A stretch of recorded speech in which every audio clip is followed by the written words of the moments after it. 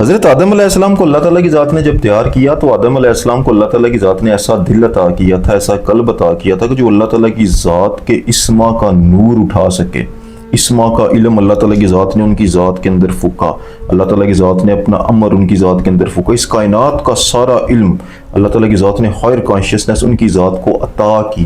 وہ دل اس قابل تھا، روز ازل سے اللہ تعالیٰ کی ذات نے انسان کو یہ دل عطا کر دیا ہوا کہ وہ اس قابل ہے کہ اللہ تعالیٰ کی ذات کے اسما کا نور اس کے اندر سما سکتا ہے۔ اسی لیے اللہ فرماتا ہے نا کہ اگر یہ بوجھ میں پہاڑوں پہ اتاروں تو پہاڑ پھٹ کے ریزہ ریزہ ہو جاتے ہیں، یہ بوجھ نہیں وہ اٹھا سکتے، کتنے بڑے پہاڑ، لیکن یہ انسان ہے جس نے یہ بوجھ اٹھانے کی جسارت کی، یہ بوجھ اٹھا سکتا ہے۔ تو اللہ تعالیٰ کی ذات نے روز ازل سے انسان کی مشینری کے اندر، اس وجود کے اندر وہ چیز رکھی ہوئی ہے کہ اس کے اندر یہ ابیلٹی موجود ہے کہ یہ اس کو جذب کر سکتا ہے، اس کے ساتھ ضم ہو سکتا ہے، وہ نالج لے سکتا ہے۔ اللہ تعالیٰ کی ذات کے اسما کا علم ہے۔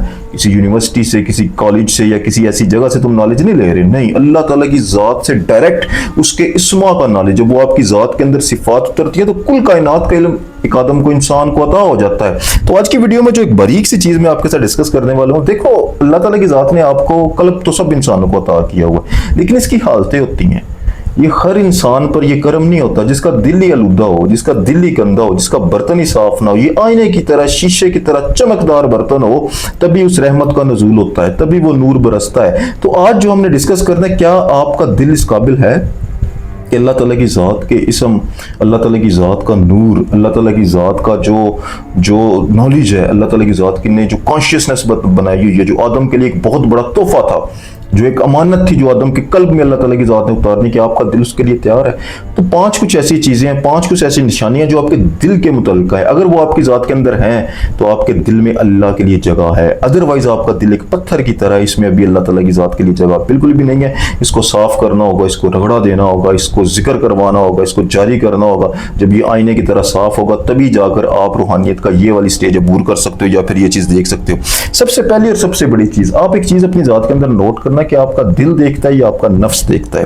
دل دیکھے تو ہر شے میں اللہ کی نشانی نظر آتی ہے، نفس دیکھے تو کوئی شے بھی نظر نہیں آتی، صرف دنیا نظر آتی ہے۔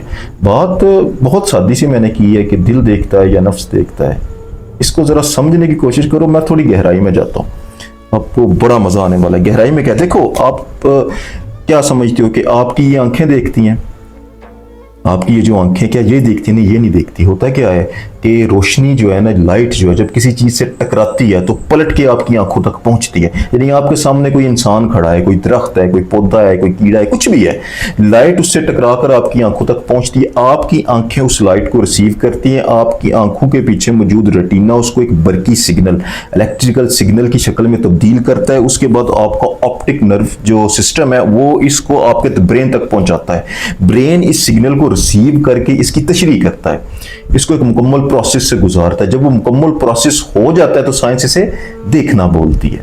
لیکن یہاں پر ایک بڑی دلچسپ بات ہے کہ آنکھوں نے روشنی کو ریسیو کیا، ریٹینا نے اس کو الیکٹرک سگنل کی صورت میں بدل دیا، آپ کے دماغ نے ایک پروسیس میں اس کو لایا، ایک طریقہ کار اس پہ ڈالا، ایک تشریح اس کی، ٹھیک ہے۔ اس کی تشریح کے بعد دیکھا کس نے؟ پروسیس تو دماغ نے کر دیا، روشنی تو آنکھوں نے لے لی، ریٹینا نے برقی سگنل تو بنا دیا، یہ سارے پروسیس کے اندر دیکھا کس نے؟ آپ کا دماغ دیکھ رہا ہے یا دماغ کے پیچھے کوئی اور موجود ہے جو اس سارے پروسیس کے بعد دیکھا جا رہا ہے، جو دیکھ رہا ہے؟ مطلب آپ کی آنکھیں نہیں دیکھ رہی، آپ کے پیچھے بیٹھا آپ کا دماغ اس کو پروسیس کر رہا ہے، آپ کی آنکھیں صرف لائٹ لے رہی اور دیکھنے والا کوئی اور ہے۔ دیکھ کون رہا ہے؟ دیکھ نفس انسان رہا ہے۔ انسان کا جو نفس ہے نا، انسان کی ذات ہے جو یہ دیکھتی ہے، میں ہوں کا احساس انا دیکھتی ہے، یہ آپ کی ذات کے اندر موجود ہے۔ تو یہ ایک دیکھنے کا پروسیس ہے جسے ہم دیکھنا بولتے ہیں۔ جب یہ چیز انسان پر ہوتی ہے تو انسان چیزوں کو آرڈینری دیکھتا ہے، لیکن نفس انسان کیا ہے؟ نفس انسان ایک کانشیسنس ہے، نفس انسان ایک شعور ہے، جو ایک ہارڈ پرابلم آف کانشیسنس ہے جس کو سائنس نہیں سمجھ پا رہی کہ یہ کانشیسنس ہے کیا۔ تو جب آپ کی کانشیسنس کسی چیز کو دیکھ رہی ہوتی ہے تو کانشیسنس کے درجات ہوتے ہیں، یا تو کانشیسنس وہ پہلے درجے کی بشری کانشیسنس دیکھ رہی ہے یا سول کانشیسنس دیکھ رہی ہے، یعنی یا تو آپ کا دل دیکھے گا یا آپ کا نفس دیکھے گا۔ اگر تو آپ کا نفس دیکھ رہا ہے، نفس کی نظروں سے اس دنیا کو دیکھ رہے ہو، تو اس دنیا میں آپ کو اللہ کا نشان نہیں نظر آنے والا۔ لیکن اگر اللہ تعالیٰ کی ذات آپ کو ہائر کانشیسنس عطا کرے، اللہ تعالیٰ کی ذات آپ کو سول کی آئیز عطا کرے، تو آپ کو ہر شے کے اندر اللہ کی ذات کا نشان نظر آئے گا۔ آپ کو قرآن دیکھو تو رب یاد آ جائے گا، والدہ کا چہرہ دیکھو رب یاد آ جائے گا، اللہ کا ولی کا چہرہ دیکھو رب یاد آ جائے گا، ہر شے کے اندر آپ کو اللہ تعالیٰ کی ذات کی نشانی نظر آئے گی اگر آپ ہائر کانشیسنس سے چیزوں کو دیکھ رہے ہو. تو یہ ایک چیز جو تھوڑی سی ڈیپ تھی، لیکن کیا آپ کا دل دیکھتا ہے یا پھر آپ کا نفس دیکھتا ہے؟ اگر تو آپ کا دل دیکھ رہا ہے نا ابھی اس دنیا کو، یعنی ہر شے کے اندر آپ کو رب دکھائی دے رہا ہے، تو اللہ تعالیٰ کی ذات نے آپ کی ذات کے اندر جگہ بنا لی. جو آپ کا روح کا رشتہ اللہ تعالیٰ کی ذات کے ساتھ جڑ چکا ہے، کیونکہ آپ کانشیسنس کے ہائر درجے پر جا پہنچے. آپ نفس کی آنکھوں سے دنیا کو نہیں دیکھ رہے، آپ روح کی آنکھوں سے اس دنیا کو دیکھ رہے ہو. روح جب دنیا کو دیکھتی ہے تو ہر شے میں رب نظر آتا ہے. دوسرا ایک بہت بڑا سائن دیکھو، سلطان فقر فرماتے ہیں ہاتھ میں دنیا ہو تو فقر ہے، دل میں دنیا ہو تو کفر ہے. بہت گہری بات ہم نے ایک لائن میں کر دی ہوئی. اگر دنیا تمہارے ہاتھ میں ہے، یعنی تمہارے دل کے اندر دنیا آباد نہیں ہے، جو تم دنیا میں چل رہے ہو، دنیا میں آ کے تم اپنی ذمہ داری کو نبھا رہے ہو، بچوں کو پال رہے ہو، والدہ کی سیوا کر رہے ہو، اپنے کاروبار پہ جا رہے ہو، سب کچھ تم کر رہے ہو، لیکن یہ ایک دنیا داری ہے. جو تم اگر دنیا داری کر رہے ہو، وہ دنیا تم نے اپنے ہاتھ میں رکھی ہوئی ہے، اس کو دل میں جگہ نہیں دی ہوئی. دل خالصتاً اللہ تعالیٰ کی ذات کے نور کو ریسیو کرنے کے لیے، روح خالصتاً اللہ تعالیٰ کی ذات کے رشتے کے لیے، یعنی آپ کی جو خودی ہے وہ اس دنیا میں انوالو نہیں ہے.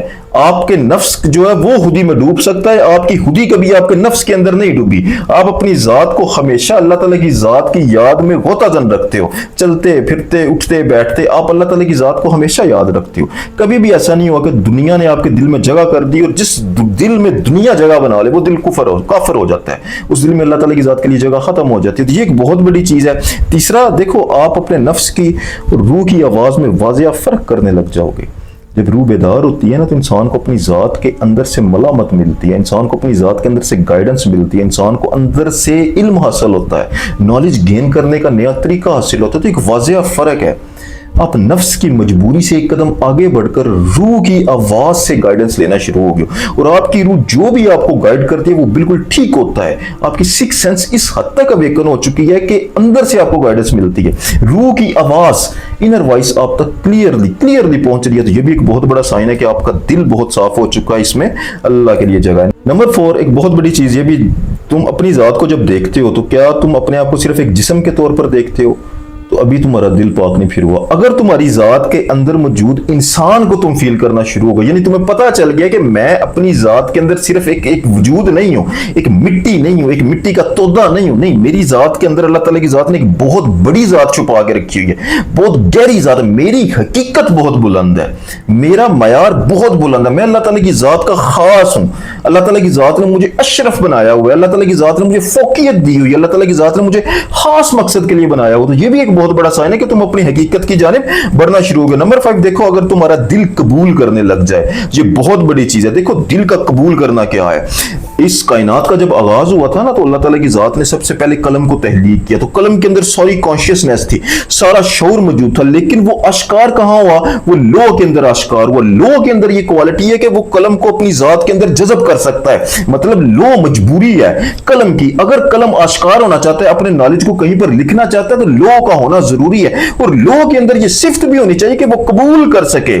وہ عطا کرنے والا، یہ قبول کرنے والا، یہ کپل بنتا ہے. تو یہ جب تک آپ کی ذات بھی اس طریقے کی نہ ہو جیسے ایک لوح ہے، یعنی قبول کرنے والی، جذب کرنے والی. کوئی آیت پڑھتے ہو تو اندر اتر جائے، کوئی کلام سنتے ہو تو اندر اتر جائے، اللہ تعالیٰ کی ذات کا بات سنتے ہو تو اندر سے فیلنگ آئے، روح کو تازگی ملے، سکون. عبادت کرتے ہو تو تمہاری ذات میں جذب ہو عبادت. تو یہ قبول کرنا اگر تمہارے دل کے اندر خاصیت پیدا ہو چکی ہے نا، تو اللہ تعالیٰ کی ذات کی اسما کا نزول تم پر ہو سکتا ہے. یہ بہت بڑے بڑے سائن ہیں جو آپ کو میں بتا رہا ہوں نا، کہ آپ کے دل کی حالت ہے.